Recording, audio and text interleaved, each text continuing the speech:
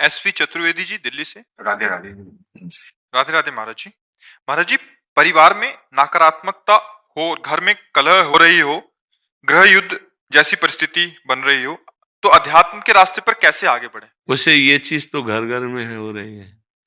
मतलब आप या किसी एक घर की ये बात नहीं कर रहे, आप ये सार्वभौम बात कर रहे हैं। क्योंकि जब तक शास्त्र का स्वाध्याय नहीं है और आचरण सद नहीं है, नाम जप नहीं है, दूसरों के प्रति श्रद्धा नहीं है, तो हर घर में कलह है। जवान बच्चे बूढ़े माता पिता को, बूढ़े माता पिता का जो आदर होना चाहिए अनादर हो रहा है। कुछ बच्चों की मनोभावनाओं को रौंदा जा रहा है माता पिता के द्वारा। पिता भी ऐसे हैं जो पोषण करने वाली वृत्तियों में शोषण कर रहे हैं। तो कई जगह घूम करके अगर बुद्धि को देखा जाए तो धर्म विरुद्ध आचरणों के कारण हर घर में कलह हो रही है। कोई बिरला ऐसा घर होगा जिसमें प्रियता हो, पति पत्नी में प्रियता, पिता पुत्र में प्रियता, भाई भाई में प्रियता। कलह की प्रधानता होने के कारण ये सब अशांति में बदल रहा है। क्यों कलह क्यों होता है? क्योंकि अपनी मान्यता के अनुसार अपने को सुख भोगना है। जहां हमको अपने सुख में बाधा पड़ेगी वहीं कलह हो जाएगा।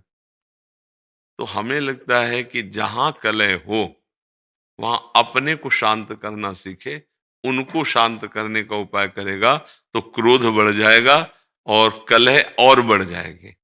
अगर हम अपने को शांत करना सीख ले तो शायद हम कलह से बच जाएं। कलह को तो नहीं हटा सकते क्योंकि बुद्धि अशुद्ध हो रही है।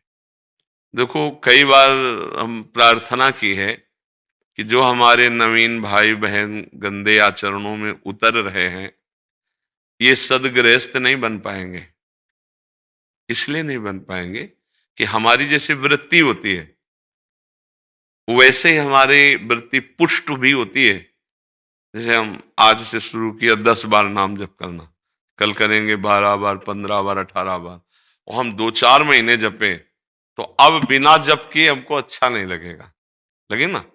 ऐसे हमने आज बॉयफ्रेंड बनाया, फिर उसको बॉयफ्रेंड बनाया, फिर उसको बनाया, या गर्लफ्रेंड बनाया, ब्रेकअप किया, ऐसा ऐसा। अब हमारी वृत्ति वो पुष्ट हो रही ना अनजाने में। वो वृत्ति जब हम गृहस्थ में जाएंगे तो पुष्ट वृत्ति है, अब हमें चैन नहीं पड़ेगी। क्या वो गृहस्थी कलह युक्त होगी या शांति युक्त? विचार करके देखिए। कलह युक्त होगी ना? हाँ। अब हमारी मांगे बढ़ गई, हमारी वासनाएं बढ़ गई, हमारी प्रियता एक जगह रही नहीं, तो कलह तो होगा ही, अशांति तो होगी। अब नए बच्चे हैं, अब उनको अर्थ चाहिए, पिता की इतनी सामर्थ्य नहीं है, फिर वो गलत मार्गों में उतर जाएंगे क्योंकि उनको नशा चाहिए, उनको व्यभिचार चाहिए, उनको ये दिखाना है कि हम तुमसे कम नहीं हैं, हम भी किसी। बस ये सब जो बाहरी मान्यताएं हैं, ये हर घर में कलह हो रही। हर घर में कोई वही बकाया है जो थोड़ा धर्म से चलता है, नाम जप करता है और संतों का सत्संग सुनता है, स्वाध्याय करता है, वही बच सकता है। नहीं, हम हर घर का मतलब यहां भी हर घर में कलह हो रही, यहां भी कलह हो रही। मन घसीट रहा है भोगों की तरफ, इधर उधर उधर। कितनी अशांति पैदा की हुई। जरा देखो आप, मान लो आप विवेकवान हैं, बुद्धिमान हैं, तो आप अंदर विचार करके देखिए क्या शांत है? क्या इस घर में कलह नहीं हो रही? ये क्या कलह शून्य हो गया है? अगर कलह शून्य हो गया है तो आनंद में मगन हो जाना चाहिए। कलह शून्य का मतलब न सोचति न कांक्षति, समा सर्वेषु भूतेषु मद भक्तिम लभते पराम। न कोई अब सोच है, न कोई चाह रह गई, तृप्त हो गया है, आनंद मगन हो। ऐसा न इस घर में है और न बाहर है। जब तक धर्म से नहीं चला जाएगा, भगवदाश्रय, नाम जप और शरीर भी पवित्र आचरण वाला, शरीर का बड़ा प्रभाव पड़ता है। देखो अगर हमारा शरीर अपवित्र रहेगा तो हमारी इंद्रियां और मन अपवित्र रहेंगे, इंद्रियां मन अपवित्र रहेंगे तो हमारे विचार गंदे रहेंगे, अपवित्र रहेंगे। अब जब विचार गंदे, मन गंदा, इंद्रिया गंदी, शरीर अपवित्र, तो शांति किसको मिलेगी? सुख किसको मिलेगा? फिर वो क्या, चिड़चिड़ा स्वभाव, कड़ुआ स्वभाव। कुछ ऐसे दृश्य जैसे संसार में देखे ना कि लगता है कि ये मनुष्य रूप में राक्षस है, ऐसा निर्णय होता है, क्योंकि राक्षसी बुद्धि बढ़ गई है। अरे जैसे बूढ़ी माँ है, उसको जवान बच्चा पीट रहा है, ये राक्षस नहीं। अरे जिसके चरण धो के पीना चाहिए, उस माँ ने गर्भ में धारण किया, उस माँ ने हमारी शौच फेंकी, हमको इतना सयाना किया, अब तो हमको उसकी सेवा करनी चाहिए, उसके थप्पड़ मारे। ये राक्षसी बुद्धि बढ़ गई। पिता ने जीवन भर कमा कर अपने बच्चों को, 2 बच्चे 4 बच्चे पढ़ा लिखा के बड़ा किया, सब संपत्ति दे दी प्यार में, वो पिता के ही विपरीत हो गए। ये बहुत तरह की ऐसी मनोवृत्तियां हैं जो हमारे हृदय को जलाती हैं और बाहर। इसीलिए हम सबसे कहते हैं, प्रार्थना करते हैं कि अगर आप नाम जपना शुरू करें, अपने छोटे छोटे बच्चों को 1 माला ही सही, 5 मिनट ही सही राधा राधा नाम सुनाएं और उनको अच्छे आचरण की शिक्षा दें, तो आगे चलकर वो अच्छे गृहस्थ बन जाएंगे। अगर जिन बच्चों को शिक्षा नहीं दी जाती, वही बच्चे उद्दंडता में फंस जाते हैं। अच्छा, माता पिता में जब जीवन में भजन नहीं किया, तो अब शास्त्रों का ज्ञान नहीं कि हम उससे सह सके, अब वो जलते हैं बेचारे, अशांत हो जाते हैं। बड़ी अव्यवस्था है जीवन में। तो जीवन को व्यवस्थित ढंग से चलने के लिए नाम जप और सत शास्त्रों का स्वाध्याय या सत्संग जरूरी है। जिसके जीवन में सत्संग आ गया, कई ऐसे नौजवान भाई आते हैं कि हमने सब व्यसन छोड़ दिए, हमसे पहले गलती हो गई थी, अब हम माता पिता को अपने पास रखते हैं, अब उनकी सेवा कर, तो हृदय ठंडा हो जाता है। हाँ हाँ, हमारा जीवन सार्थक हुआ कि 4 लोग बदलते रहे, 4 अपने स्वभाव को तो ठीक कर रहे हैं। अगर हम सत्संग सुने, नाम जप करें और ये बात बैठा लें कि कहीं मंदिर में भगवान की पूजा ही सर्वश्रेष्ठ नहीं है, इन हृदयों में भी भगवान विराजमान, इनकी भी पूजा आवश्यक है। सबके हृदय मंदिर में गोविंद विराजमान, चाहे माँ हो, बहन हो, पत्नी हो, पुत्र हो, परिवार, वही है प्रभु। अगर वो चले जाएं तो उन शरीरों को हम प्यार नहीं करेंगे। अगर इस भावना से, तो फिर हमें लगता है कहीं कलह नहीं रह जाएगी, पर बड़ा मुश्किल है अब, क्योंकि बहुत गंदे आचरण बढ़ गए, बहुत गंदा नशा बढ़ गया है, बहुत बढ़ गया है। मतलब एक बार मन घबरा जाता है कि अभी ये हालत है तो आगे क्या होगी। छोटे छोटे बच्चे, लाख प्रार्थना करो, वो नशा करने लगे। जब नशा करते हैं तो उनकी बुद्धि ठीक निर्णय नहीं कर पाएगी।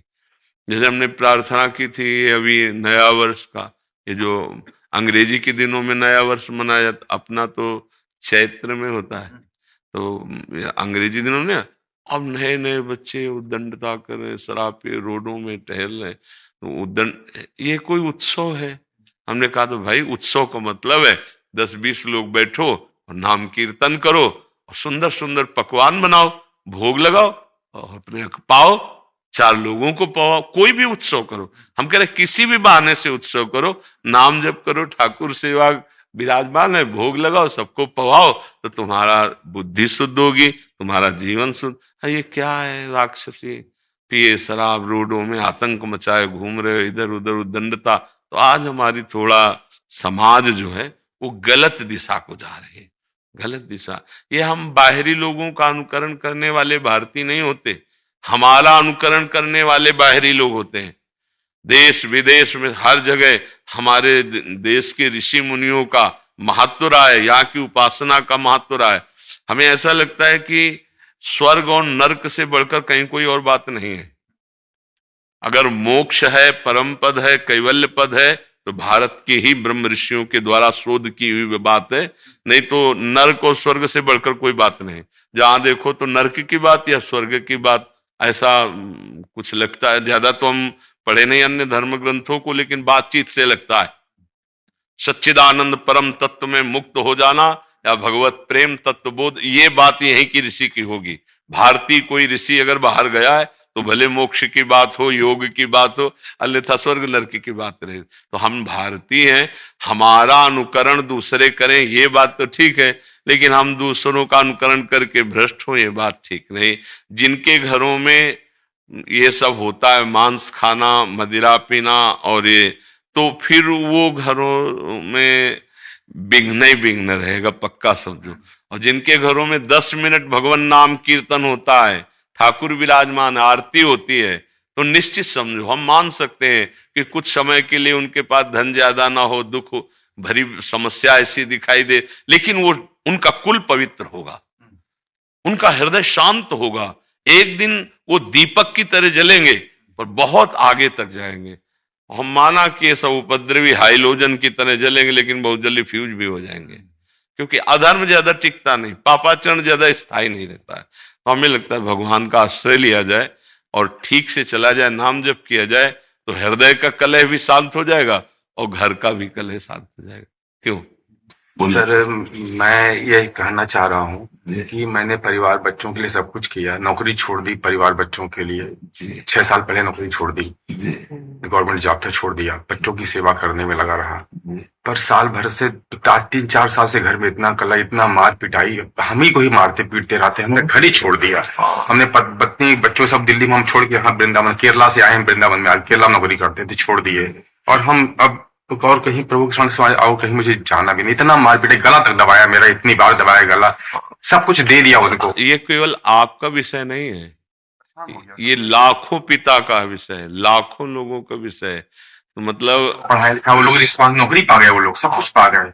वो वैसे हमने सब वर्णन कर दिया है, अभी अभी आपने सब सुना है कि सब, तो प्रभु आपका दुख नहीं है, लाखों का दुख है। वैसे बड़ी कृपा है आपके ऊपर, हम आपको बताएं, बड़ी कृपा है।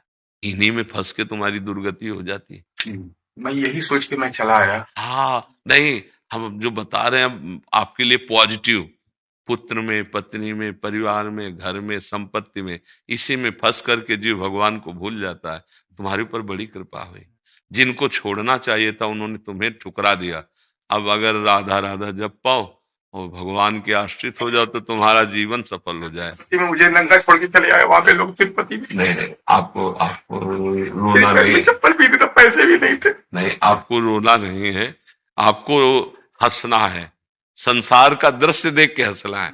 ये देखो, इनको मैंने पुत्र माना, इनके लिए जीवन अर्पित किया। इसीलिए हम जब कहते हैं ना, कभी कभी कोई किसी का नहीं है, देखो एक पिता है, इसने क्या क्या नहीं अपने संतान के लिए की होगी। और सरकारी किस किस डिपार्टमेंट में, सीआईएसएफ में, पुलिस में इंस्पेक्टर थे।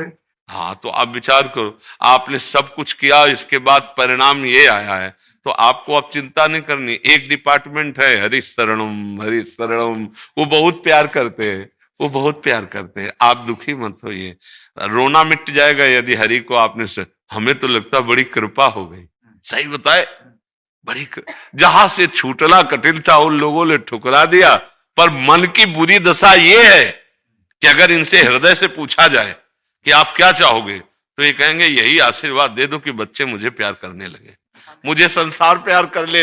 ये मन की अंदर छुपी हुई बात है कि एक बार मुझे फिर उस संसार में प्यार, नहीं तो अब रोने की जरूरत नहीं। ये जो रोए ना, अब रोने की जरूरत, तू बादशाह है, हे तेरा संसारिक कर्तव्य निपट गया, चल भगवान के मार्ग में। चौथी अवस्था है, वो सबका भरण पोषण करता है, वो भरण पोषण करने वाला है। देखो, भगवान का जब आश्रय लोगे ना, तो इन बातों पे तुम्हें हंसी आएगी एक दिन कि यार मैं कहाँ रो रहा था, कहाँ फंसा था। कितनी भगवान की हम पर कृपा है कि हमें जो छोड़ना था भगवान ने छुड़ा दिया। राधा राधा राधा राधा राधा राधा, बिल्कुल चिंता न करो। सृष्टि जी गुजरात से। राधे राधे। राधे राधे महाराज जी। महाराज जी, हमें कब पता चलता है कि भगवान हमारे साथ हैं, भगवान ने हमें अपना लिया है? जब हर समय भगवान का स्मरण होता रहे, मान अपमान में, सुख दुख में, लाभ हानि में हमारे अंदर समान स्थिति बनी रहे। प्रभु के सिवा किसी से कोई आस नहीं, प्रभु के सिवा कहीं और विश्वास नहीं, प्रभु के सिवा और कोई बल नहीं, तब ये समझना चाहिए कि हर समय हमारी स्थिति श्री भगवान में है, हर समय प्रभु हमारे साथ है। ये कोई साधारण स्थिति नहीं है। जो द्वंद्वों पर विजय प्राप्त कर चुका है, जो निरंतर नाम में रत है, जिसके हृदय में एकमात्र अनन्य भाव से प्रभु में चित्त वृत्ति समर्पित हो गई, उसको यह अनुभव होता है। ये बातों से अनुभव नहीं होता। अभिमान भरे भाव में हम कह सकते हैं ऐसा कि भगवान तुम्हारे साथ रहते हैं, और खुद अनुभव कर लेना, ऐसा अनुभव नहीं आएगा। ये तभी होता है जब अभिमान गलित होकर दैन्य भाव से भगवान के निरंतर स्मरण में, तो आपको अनुभव क्या हो, तो दिखाई देने लगेंगे। हर द्वंद्व में समता, कोई हमारी निंदा कर रहा है या प्रशंसा, सुख है या दुख, लाभ है या हानि, हमारी स्थिति में कोई फर्क नहीं। क्यों? प्रभु हमारे साथ है। हानि हो गई बड़ी से बड़ी तो क्या, जिसने एक पलक झपकते अनंत ब्रह्मांडों को रच दिया, हानि हो गई तो क्या, वो हमारे लिए हर व्यवस्था कर देगा। लाभ है तो क्या, प्रभु से बढ़कर कोई लाभ है क्या? मान हो रहा है तो क्या, प्रभु है इसलिए उसने मान। निंदा, प्रभु ये देखना चाहते हैं कि हमारे हृदय की स्थिति क्या है, हम शांत है। लाभ हान, सुख दुख, मान अपमान में कोई व्यथा नहीं, हृदय में कोई दुख नहीं, हर समय स्मरण चल रहा है।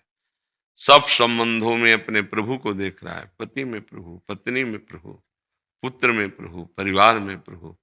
तभी तो प्रभु के सानिध्य में है। हर समय अपने प्रभु के विधान को देखता है, प्रभु को देखता है और उसी में आनंदित रहता है। ये बड़ी अच्छी स्थिति है। अब ये स्थिति है कि नहीं, ये तो आपको किसका प्रश्न है? राधे राधे। हाँ, राधे राधे। ये बच्चा स्थिति तो देखना चाहिए ना कि अपने हृदय में कैसी स्थिति है। वो क्या, शास्त्रीय शब्दों में इसे स्थिति कहते हैं। किसी भी द्वंद्व का कोई भी अनुभव ना हो हमारे हृदय में, और हर समय प्रभु का स्मरण होता रहे, उसकी व्यथा ना हो। अनुभव का मतलब उसकी व्यथा ना हो, और हर समय प्रभु का स्मरण चल रहा है, फिर कोई हर समय प्रभु है ऐसा अनुभव होगा।